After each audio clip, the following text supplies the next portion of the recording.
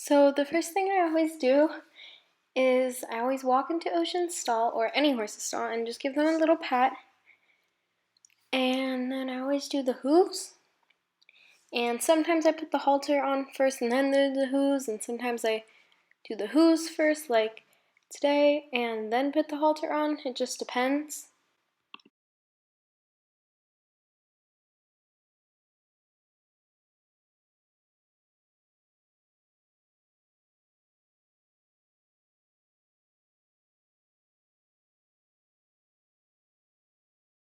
After putting her halter on, I just lead her to the shower/brushing station.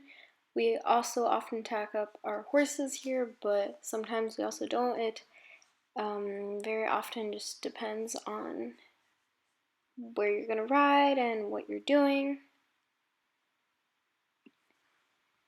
So then I just started brushing her from both sides, of course, and sometimes it's a little bit like the halter or a hoof picking or picking out her hooves. Sometimes I put my helmet and my gloves and my boots on first. Sometimes I don't. It often depends what I'm going to do, but most of the time I always have my boots on first, but not my gloves and helmet. Today I had just ridden a horse earlier and I just still had my helmet and my gloves on, and I just decided to leave it on because I was too lazy to undo everything. So right after brushing her, I put on our eventing gear from the new Rex Stamper collection, I believe it's called. Not the saddle pad, I just know the saddle and bridle are from there. The saddle pad is from Mistfall.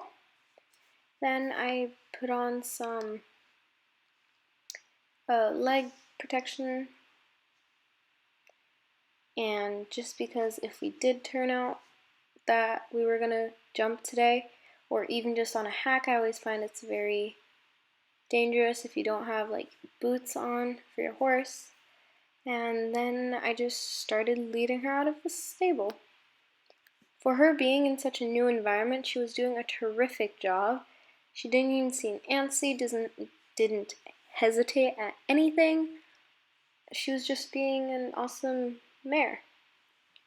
So right after I led her out of the stable, I decided that I'd probably just mount her not in our main field or paddock, but in our corner paddock. We have one, and Jenna is always standing near it, right next to the shops, and it's not an enclosed paddock, but I find that you don't find many enclosed paddocks anymore in Jorvik, and since she's new, I find it good that in case something ever happened, she doesn't feel trapped, which is also good for training new horses. So here are some clips of us riding.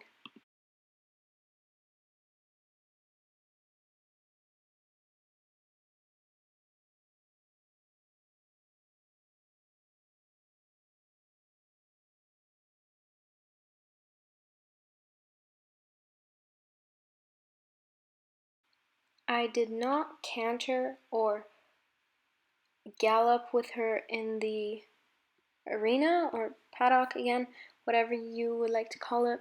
I just went to the beach and decided to hack out right away, and I also just trotted, and right now I just led her to the water. She didn't even spook or hesitate, and here we just galloped through the sand, through the beach, and here we approached our first jump. It's a small wall jump. Of course, she didn't even hesitate, practically flew over it.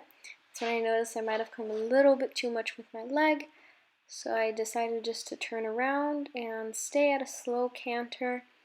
And here I came a lot less with my leg, but of course she didn't hesitate, but she didn't overjump the jump as much. Here are some GoPro views. Sometimes I ride with my GoPro, but not as often, just because I find sometimes it can be distracting. Here, it's our first wood oxer, almost looking like. This was a curvy combination, I guess you could almost say. And I just turned around and decided I'd go again. And here my GoPro or camera must have gone upwards a little bit, because at this point you can't really see Ocean's Head anymore. You only see the nature, which really isn't that bad because I find Jorvik is such a beautiful place. So here we had a 3 combination with the wall at the end, and of course she flew over it, didn't hesitate, just approached the jump, had her ears pricked forward every time. And this time I knew this would be very risky, but she was a 3-day eventer. This was probably like a breeze for her. It's a cliff jump with a combination of a wood jump right after it. And this is for experienced riders, and she jumped it right away, didn't even hesitate, not even at the combination, which I really like because she always has her ears pricked forward and is always ready to focus. And then I turned around and decided to do it again, but without a GoPro view this time. I just jumped both jumps. Of course, she didn't even hesitate, but on the way back, I always prefer to extend her stride into a gallop right before the jump. So after just jumping that advanced cliffhanger jump, I decided we just trot back into the small paddock where we came from. Just trot and kind of walk into the yard just because I thought it was quite tiring. She tried to canter once or twice, but that's okay. And I just decided to walk her back to the barn just because she can kind of relax a little bit, not be all stressed when she gets back into her stall, and so that she's not sweating when she gets back into her stall. Luckily, our barn doors are huge, so we can stay on the horse while getting into the barn, which is very helpful sometimes. One other thing that was really nice is I had to go to a lesson right away. Luckily, Maya, one of our stable hands, was ready to help.